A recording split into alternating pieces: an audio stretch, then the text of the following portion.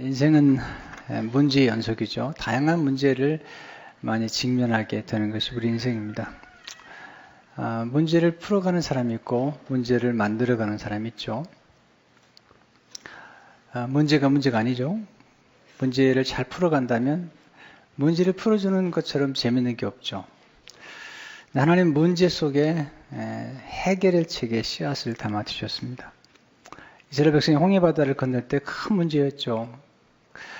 또 애굽 왕과의 싸움에서 승리할 때 놀라운 일을 경험했잖아요.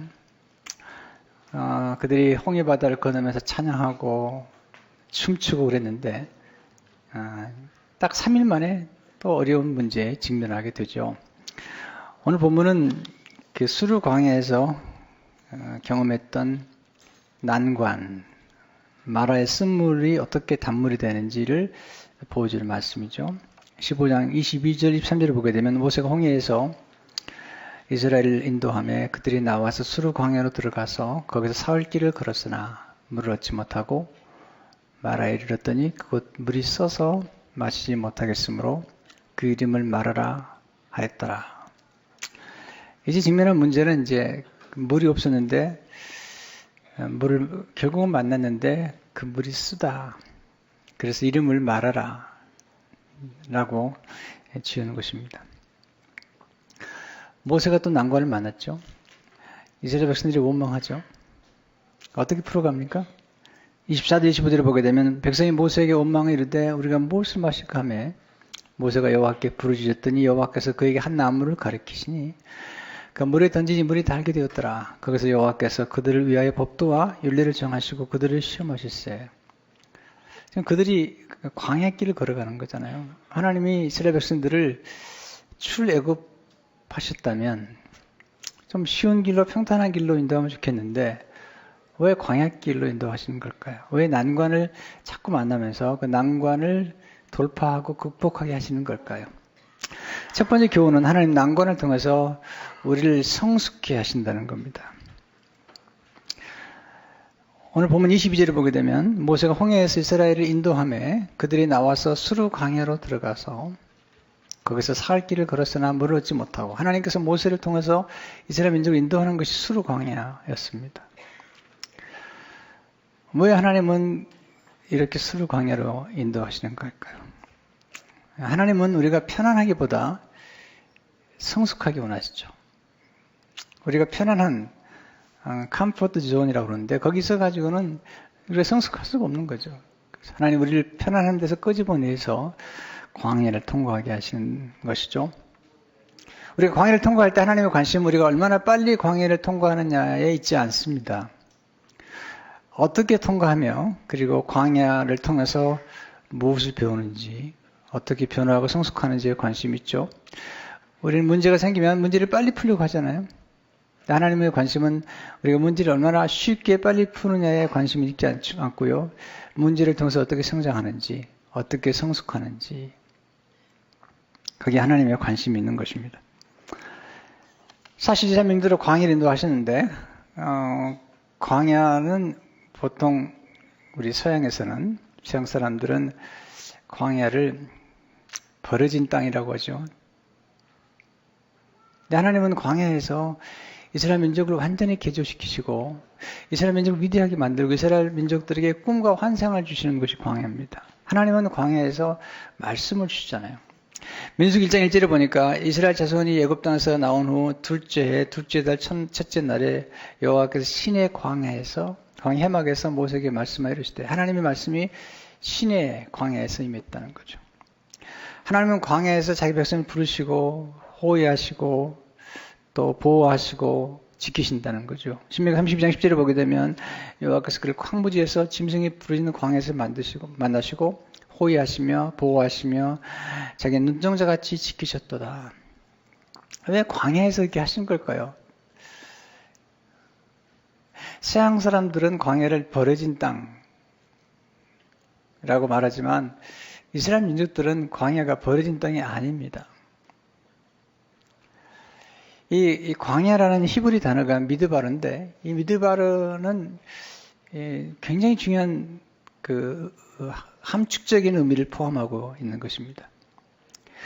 그 이스라엘 민족의 문화를 잘 연구한 리모스 목사님은 광야역에서 광야를 이렇게 설명하고 있습니다. 영어는 광야를 버려진 땅으로 표현하지만 히브리어는 광야를 미드바르라고 표현한다. 광야를 미드바르로 표현한 유대인들의 사고에는 광야에서 하나님을 만났던 유대인들의 애착과 설렘이 묻어난다. 히브리어로 하나님의 말씀을 다바르라 하고 하나님의 임재가 있는 지성소를 드비르라고 한다. 이 단어들은 광야의 미드바르와 어근이 모두 같다.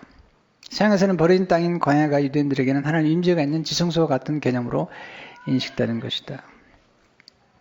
광야는 버려진 땅이 아니라 하나님을 만나는 것이고 하나님의 음성을 듣는 지성소와 같은 거룩한 곳이라는 사실을 강조하고 있고 거기서 이스라엘 민족들이 전 세계를 이끌어갈 수 있는 한 민족으로 성장할 수 있는 그 비전을 주시죠. 저렇게 19장 5절 6절을 보게 되면 세계가 다 내게 속하였나니 너희가 내 말을 잘 듣고 내 언약을 지키면 너희는 모든 민족 중에서 내 소유가 되겠고 너희가 내게 대해 제사장 나라가 되며 거룩한 백성이 되리라. 너는 이 말을 이스라엘 자손에게 전할지니라. 하나님 누구신가를 말씀뿐만 아니라 이스라엘 백성들이 너희는 소유된 백성, 보배로운 백성일 뿐 아니라 너희가 거룩한 제사장 나라가 될 것이며 모든 민족이 뛰어난 민족이 될 거라고 하는 비전이 광야에서 지어지는 거죠. 우리가 언제 꿈을 꾸죠? 사실은 고통 가운데 꿈을 꾸는 거예요. 하나님이 그렇게 역사하시기 때문에 광야는 꿈꾸는 것이고 환상을 보는 것이고 하나님의 음성을 듣는 것이죠. 거기서 우리는 변화되고 성숙하고 무르익는 것입니다. 두 번째, 난관을 만나면 부르짖는 기도로 반응하셔야 됩니다. 문제를 어떻게 볼 것이냐, 어떻게 반응할까 중요한데 오늘 본문에 보면 이스라엘 민족이 반응한 것과 모세가 반응하는 게 달라요. 이스라엘 민족은 원망하잖아요. 첫 번째 우리가 또 깨달을 것은 난관을 만났을 때 원망으로 반응하지 마십시오. 원망으로. 이스라엘 민족을 통해서 우리는 우리 인간이 얼마나 연약한지를 알게 되잖아요. 아니 3일 전에 하나님을 찬양하고 모세를 그렇게 칭송했던 그들이 3일 지나서 또 어려움을 겪는다고 원망하고 있는 거죠. 근데 하나님은 이스라엘 민족이 원망할 때 그 이스라엘 민족을 여전히 사랑하신다는 거죠. 여전히 놀라운 기대를 가지고 계신다는 거죠. 인간은 변화무쌍하죠. 사실 인간이 너무나 자주 바뀌기 때문에 신뢰하기가 어려운 건 사실이잖아요. 여기서 우리가 배우는 중요한 교훈이 있는데 사람은 신뢰의 대상이 아니라 사랑의 대상이라는 거죠. 우리가 사람을 신뢰의 대상으로 생각하기 때문에 얼마나 많이 실망하고 얼마나 자주 실망하는 겁니까? 사람이 그럴 수 있냐고. 사람이 그럴 수밖에 없는 거죠. 사람은 쉽게 변화되지 않습니다. 그런데 사람이 변화된 전기가 있는데 그것은 하나님의 사랑을 경험하거나 또 가장 친밀한 사람들의 사랑을 경험할 때 그때 우리는 변화를 경험하게 되는 거죠. 두 번째, 난관을 만났을 때 부르짖는 기도로 반응하십시오. 모세는 하나님을 바라보잖아요. 모세는 부르짖어 기도하잖아요. 그리고 홍해바다 앞에서도 이스라엘 백성들에게 하나님을 바라보라. 하나님이 하신 일을 보라는 거죠. 저렇게 14장 13절을 보게 되면 모세가 백성이 이르되 너는 두려워하지 말고 가만히 서서 여호와께서 오늘 너희를 위하여 행하시는 구원을 보라. 내가 오늘 본 애국 사람을 영원히 다시 보지 아니하리라. 여러분 문제가 생기면 사람들과 싸우지 마세요. 원망하지 말라고 소리치지도 말라고요. 그 에너지가 있으면 원망하지 마세요. 이렇게 소리칠 에너지가 있으면 하나님께 기도하라고요. 원망하지 말라고 소리쳐봐야 사람 바뀌지 않습니다. 난관이 해결되지 않습니다. 하나님 앞에 기도하는 것밖에 없잖아요. 여러분 사람이 미숙하면 원망하고 성숙하면 기도하게 됩니다. 미숙한 사람은 시야가 근시안적이죠. 성숙한 사람은 시야가 원시안적이기 때문에 저 건너편에 하나님이 어떻게 역사하실까를 알죠. 성숙한 사람은 성숙하면 이게 전체를 보고 멀리 보고 위에 계신 하나님을 바라보게 됩니다. 성숙한 사람은 사람과 싸우지 않고 하나님께 부르짖습니다. 모세는 그 에너지를 이스라엘 백성들과 싸우지 않습니다. 이스라엘 백성들의 버릇을 고치려고도 하지 않습니다. 하나님께 맡기고 그는 다만 하나님께 나가서 기도하고 있는 것입니다. 기도했더니 하나님께서 난관을 돌파할 수 있는 해결책을 보여주시는 거예요. 25절에 보세요. 모세가 여호와께 부르짖었더니 여호와께서 그에게 한 나무를 가리키시니 그 물에 던지니 물이 달게 되었더라. 보세요. 기도하니까 감추어졌던 것이 드러난 거죠. 여호와께서 그에게 한 나무를 가리키시니 여러분 바로 거기 나무가 이미 있었어요. 문제 해결책에 가까이 있었어요. 그런데 보지 못했던 거죠. 왜? 기도하기 전까지는, 하나님의 계시가 있기 전까지는, 눈이 밝아지기 전까지는 문제 해결책을 볼 수가 없는 거죠. 여기서 계시가 뭘까요? 계시란 하나님이 감추었던 것을 드러내주는 것입니다. 이 계시는 하나님이 주시는 거예요. 인간의 무슨 똑똑한 지성이나 뭐 꾀가 이런 계시를 주는 게 아닙니다. 이 계시는 오직 기도를 통해서 계시의 영이신 성령님을 통해서 신비롭게 임하는 거죠. 그래서 사도 바울이 에베소 성도들이 기도할 때 에베소 1장 17절을 보게 되면 우리 주 예수 그리스도의 하나님 영광의 아버지 그 지혜와 계시의 영을 너에게 주사 하나님을 알게 하시고, 여러분 지혜와 계시의 영이 임할 때 하나님을 알게 되고, 18절을 보게 되면 너희 마음의 눈을 밝히사 그의 부르심의 소망이 무엇이며 성도 안에서 그 기업의 영광의 풍성함이 무엇이며. 하나님의 말씀을 우리가 받고도 하나님 앞에 기도하고 묵상해야 됩니다. 그때 하나님의 계시가 임하는 거잖아요. 여러분 모든 문제 해결책은 언제나 가까이 있습니다. 하나님 문제 해결책을 가까이 담아줘. 바로 우리 곁에 있는 하나님, 우리 곁에 있는 사람들이나 우리 곁에 있는 어떤 툴을 통해서 역사하신 것을 보게 됩니다. 중요한 것은 기도예요. 기도하면 은밀한 것. 예레미야 33장 3절을 보게 되면 너는 내게 부르지라 내가 내게 응답하였고 내가 알지 못하는 크고 은밀한 일을 내게 보리라. 하나님 보여주셨다니까요. 하나님께서. 이번 뉴질랜드 갔더니 양들이 참 많더군요. 나는 태어나가지고 그렇게 양들을 많이 본 적이 없어요. 가는 곳마다 양들이 얼마나 많은지. 뉴질랜드 인구가 한 450만 된다고 그래요. 근데 양이 거의 3천만 마리예요. 별로 안 놀라시는 거 보면 참 놀랍습니다. 소가 670만 마리. 인구보다 많다니까요. 근데 이번에 이제 제가 이렇게 왕래하면서 양들을 아주 관찰을 많이 했어요. 그리고 소도 관찰을 많이 했는데 양과 소가 주로 하는 게 뭐냐면 뉴질랜드 주로 먹는 거예요. 계속 먹기만 해요. 먹으니까 말이 없더군요. 교인도 여러분 양들은 먹어야 되는 거예요. 자꾸. 교회는 먹자고 하는 거예요. 말씀도 먹고 밥도 먹고. 근데 가끔 먹지 않고 있는 양과 소를 보고 너무너무 놀라웠어요. 먹지 않는 양과 소는 이렇게 앉아 있습니다. 앉아 있는데 어떻게 앉아 있냐면 나 무릎 꿇는 자세로 앉아 있습니다. 앉아가지고 묵상을 하는 거예요. 싹 그냥. 여러분 하나님께 바치신 모든 제물들은 보통 위가 4개입니다. 소, 양, 염소. 근데 딱 앉아가지고 그 먹은 것을 묵상하는 거예요. 이렇게 딱 기도하면서 할렐루야 감사합니다. 깨달은 게 뭐냐면 하나님께서 만드신 양과 소도 이렇게 무릎을 꿇고 하나님 말씀을 묵상하는데, 묵상이란 말의 뜻이 반추란 뜻이에요. 되새김하는 거예요. 하나님의 말씀을 암송하거나 들은 다음에 그 말씀을 기도와 더불어 반추하게 되면 하나님의 계시가 임하는 거거든요. 그 양과 소를 보면서 부끄럽더라고요. 양과 소도 이렇게 무릎 꿇고 앉아가지고 겸손하게 묵상하고 있는데 우리는 과연 얼마나 기도하고 묵상하는가. 세 번째, 하나님의 인도에 순종할 때 말의 쓴물인 단물이 되는 것이죠. 하나님 보여주신 뭐예요? 그 보여주신 걸 가지고 아무것도 하지 않는다. 액션하지 않고 순종하지 않는다면 25절을 보니까 그가 물에 던지니 물이 달게 되었더라. 나무를 던졌거든요. 보여주셨는데 그걸 던졌거든요. 순종했거든요. 여러분 하나님 인도에 순종할 때 쓴물이 단물이 됩니다. 쓸모없는 물이 쓸모 있는 물이 되는 거예요. 하나님인데 순종할 때 역전의 드라마가 전개되는 거거든요. 이 말하라는 단어가 중요한데 이 말하라는 단어가 또 하나 나오는 게 룻기 1장 20절이거든요. 나오미가 그들에게 이르되 나를 나오미라 부르지 말고 나를 말하라 부르라. 이는 전능자가 나를 심히 괴롭게 하셨습니다. 나오미라는 이름의 뜻은 찬송이라는 뜻이에요. 환이라는 뜻인데 엘리멜렉과 함께 모압에 갔다가 남편 잃고 2 아들 잃고 돌아와서 하는 말이 사람들이 이가 나오미가 아니냐, 이가 찬송이 아니냐 그랬더니 내 이름 더 이상 찬송이 아니다. 내 이름은 말하다. 인생이 써졌다. 그리고 18절에 21절에 보게 되면 내가 풍족하게 나갔더니 여호와께서 내게 비어 돌아오게 하셨느니라.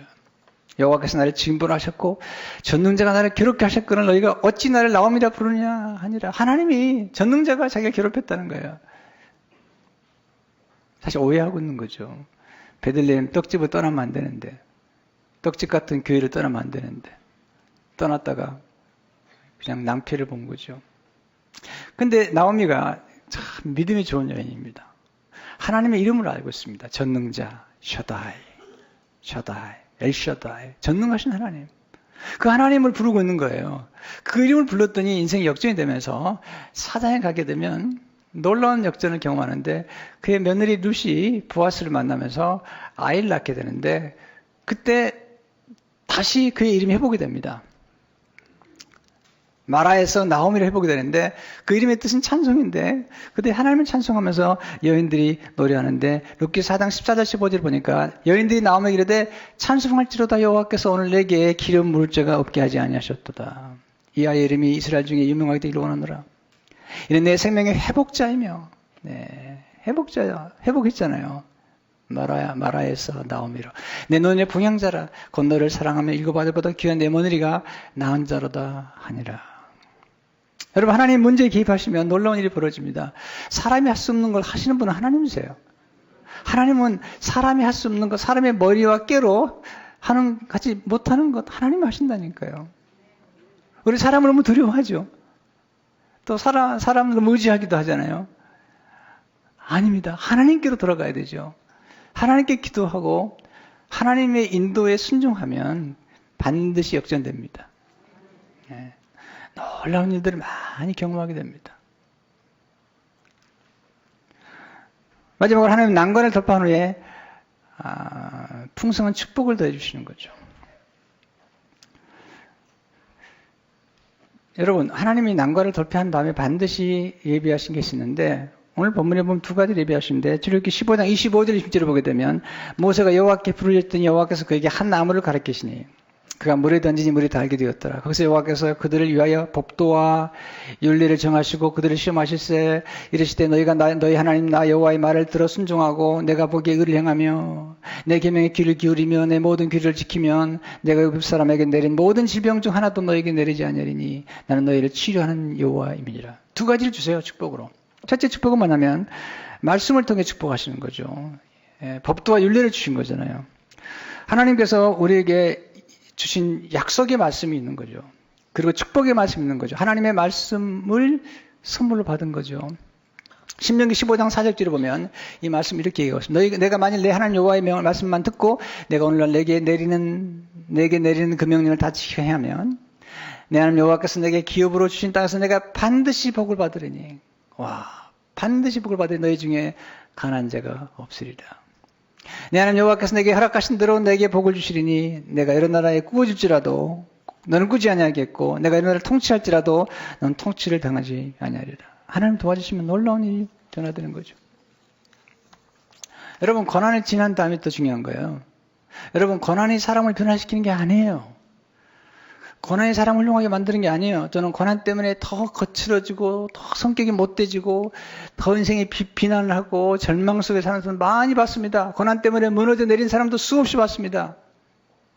그럼 고난 가운데서 변화하고 고난 가운데 더 축복을 받은 사람이 어떤 사람들일까요? 고난 속에서 하나님의 음성을 듣고 고난 속에서 지혜와 깨달음을 얻은 사람들이 변화되는 거예요. 여러분 고난이 우리 변화시키는 게 아니라 고난 속에서 깨달은 것들이 변화시키는 거죠. 여러분 고난을 통과하고도 실패를 반복하는 사람은요 배운 게 아니에요. 실패는 우리를 실패자로 만들지 않습니다. 만약에 실패를 통해서 배운 교훈을 얻었다면 그리고 그걸 반복하지 않는다면 그럼 오히려 실패를 통해서 실패자가 된 게 아니라 더 지혜자가 된 거죠. 그러니까 고난이 우리를 변화시킨 게 아니라 고난을 통해서 배운 깨달음이 고난을 통해서 받은 하나님의 말씀이 하나님의 음성이 우리를 변화시키고 우리를 더 풍성하게 하는 거잖아요.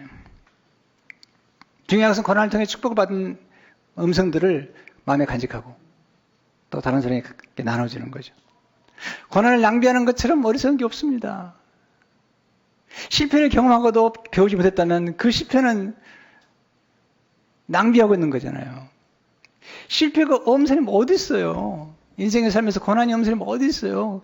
그걸 지난 다음에 더 지혜로워지느냐, 더 성숙해지느냐, 더 원숙해지느냐, 이전보다 더 지혜로워지느냐가 더 중요한 거잖아요. 두 번째 하나님 난관을 통한 하나님 이름을 통해 축복하셨다는 거예요. 여호와 라파. 따라서 해보세요. 여호와 라파. 치유하신 하나님이라는 거죠. 하나님은 하나님의 이름을 존귀 여기는 사람들을 귀히 여길 뿐 아니라 우리가 하나님의 이름을 찬송하고 하나님의 이름을 따라 기도하게 되면 하나님께서 귀를 기울이시는 거예요. 내가 한 번에 지나가는데 어떤 분이 제 이름 부르는 거 주민아 그래요. 주민아. 너무 놀라가지고 나를 주민이라고 부르는 사람 별로 없는데 보니까 그 어머니 아들이 이름이 주민이에요. 주민아 부르는 거예요. 여러분 내 이름이 들리니까 내가 어텐션한 거죠. 멈췄습니다. 그리고 누가 나를 부르는가 지켜본 거죠. 하나님께서 여러분 생각 가운데 여러분의 이름 말고 우리 인생을 완전히 변화시키고 하늘의 문을 열어주시는 그 이름, 그것이 천국 열쇠잖아요. 내가 내 이름으로 무엇을 구하지 내가 시행하겠다. 남편이 잃고 두 아들 잃었던 나오미가 불렀던 그 이름 전능자 엘샤다이, 샤다이란 이름. 아브라함이 이삭을 바친 후에 불렀던 이름 여호와 이레. 하나님의 이름이 얼마나 놀라운지, 하나님의 이름을 부르면 하나님의 이름을 따라 역사하는 거거든요. 오늘 삶 가운데 가장 소중한 이름이 뭘까요? 예수님의 이름이잖아요. 예수님 십자가 돌아가시면서 두 가지 남기셨죠. 예수님의 이름을 남기셨습니다. 내가 내 이름으로 귀신을 쫓아내며 새 방언을 말하며 병든지 손을 들지 나을 것이며 내가 내 이름으로 기도하면 내가 시행하겠다. 하나님의 입에 영광을 돌리겠다. 베드로와 요한이 나면서부터 한 번도 걷지 못했던 장애를 만났을 때 은과 금은 내게 없거니와 내게 있는 것으로 내게 주노니 내게 있는 것으로 내게 주노니 곧 나사렛 예수 이름으로 일어나 걸으라. 지금 역사는 누구 이름으로 움직이냐에 따라 달라지는 거잖아요. 성도 여러분, 우리는 가난한 자가 아닙니다. 우리는 예수 그리스도 이름을 소유한 자들입니다. 예수 이름의 권세를 소유한 자들입니다. 하나님의 청유세를 소유한 자들입니다. 기도하셔야 돼요. ask. 기도하셔야죠. 부르짖어 기도해야죠. 우린 염려는 많이 합니다. 걱정은 많이 합니다. 두려워합니다. 그러나 기도하지 않아요. 모세는 부르짖어 기도하잖아요. 하나님 역사하시는 걸 보게 되죠. 하나님은 난관 저편에 풍성한 축복의 샘들을 예비하셨어요. 조금 더 갔더니 엘림이 나오잖아요. 27절을 보시면 그들이 엘림에 이르니 거기에 물샘 열둘과 정로나무 이런 그루가 있는지라 거기서 그들이 그 물 곁에 장막을 치니라. 야, 물샘 열둘이 있어요. 정로나무 이런 그루가 있는 거죠. 안식하는 것이죠. 이스라엘 백성들이 광야를 통과할 때 여러 오아시스를 만났다는 겁니다. 그 중에 하나가 지금 엘림인데 그들이 조금만 더 가면 엘림을 만나는 건데 거기서 원망하고 불평하잖아요. 너무 아쉽잖아요. 조금만 더 갔으면 그들을 기다리고 있는 풍성한 물이 있는데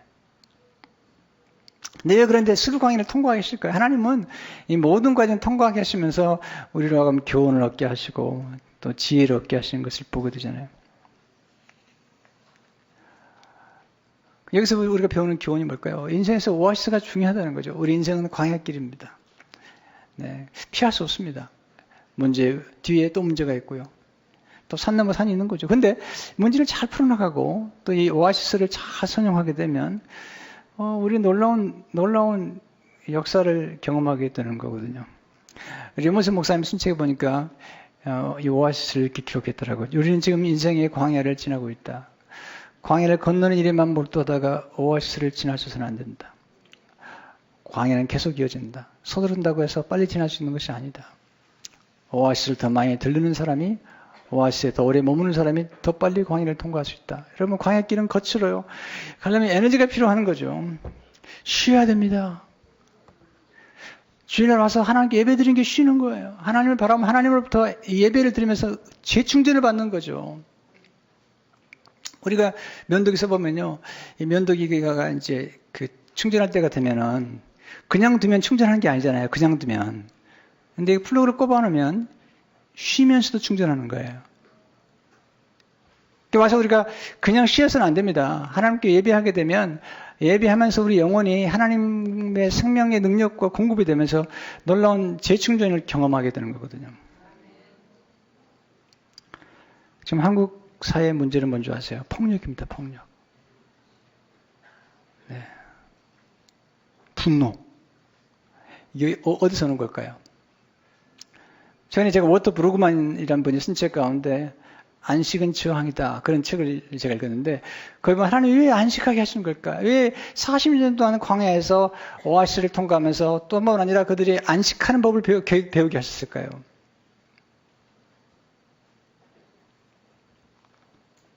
안식하지 않으면 폭력하게 된다는 거예요. 폭력.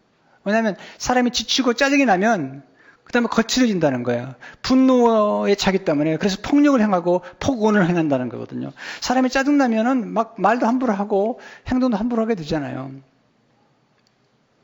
근데 최근에 보고에 하면 한국에 4천만 인구 가운데 2천만이 쉬지 않고 일하고 있다는 거예요. 2천만 명이나 되는 사람들이 쉬지 않고 일하기 때문에 지쳐있기 때문에 짜증이 나고 그리고 분노에 차 있고 그리고 폭력을 행할 수밖에 없다는 거죠. 그러니까 폭언하게 되고 폭음하게 되고 여러분 폭음한다고 그게 해결되겠습니까? 그냥 쉬워지죠. 우리를 시기하고 우리에게 생수를 주는 곳이 어딜까요? 교회죠. 윤모수 목사님 이렇게 얘기합니다. 우리 모든 인생의 오아시스가 되는 교회에 와서 예수님을 통해 생수를 마셔야 한다. 그래야 쓰러지지 않고 우리 앞에 놓인 인생의 광야를 무사히 통과할 수 있을 것이다. 예수님은 생수를 주시잖아요. 요한복음 4장 14절을 보니까 내가 주는 물을 마시는 자는 영원히 목마르지 않냐리니 내가 주는 물은 그 속에서 영생하도록 솟아나는 샘물이 되리라. 7장 37장 8절을 보니까 면역 끝나고 큰 날에 예수께서 서서히 지르시되 누구든지 목마르거든 내게로 와서 마시라. 나를 믿는 자는 성경이 이런 것 같이 그 배에서 생수의 강이 흘러나리라 하시니. 여기서 모세와 예수님의 차이가 있습니다. 모세는 쓴물을 단물로 바꿨습니다. 예수님은 쓴물을 단물로 바꾸는 정도가 아니라 이 보통 물을 포도주로 만드시는 거예요. 그냥 거치는 정도가 아닙니다. 한 단계 뛰어넘어서 우리에게 포도주를 주시면서 포도주가 상징하는 게 뭐죠? 기쁨이잖아요. 색깔이 변하도록, 맛이 변하도록 우리 인생 가운데 놀라운 변화를 주는 거죠. 모세가 나무를 던졌다면 예수님은 우리에게 십자가를 주신 거죠. 모세가 나무를 던졌다면 예수님은 십자가를 주심으로 우리 인생의 모든 문제를 해결해 주시고 십자가에서 예수님께서 흘려주신 보혈과 그리고 그 생수가 우리 전 인류 구원하고 우리에게 진정한 안식을 주는 거거든요. 모세가 율법을 주었다면 예수님 우리에게 복음을 주신 거죠. 율법은 우리를 정죄하고 참수하지만 예수님이 주신 복음은 우리의 죄를 덮어주고 우리의 죄를 완전히 없애하시고 우리가 새로운 꿈을 꾸게 하신다는 거죠. 그럼 우리가 예수 그리스도의 몸된 교회에 와서 그리스도의 몸된 교회 안에서 주님이 흘려주신 생수를 마실 때 말씀의 생수와 보혈의 생수와 성령의 생수와 축복의 생수를 마실 때 우리는 이 땅을 능히 잘 통과할 뿐 아니라 승리할 수 있는 것입니다.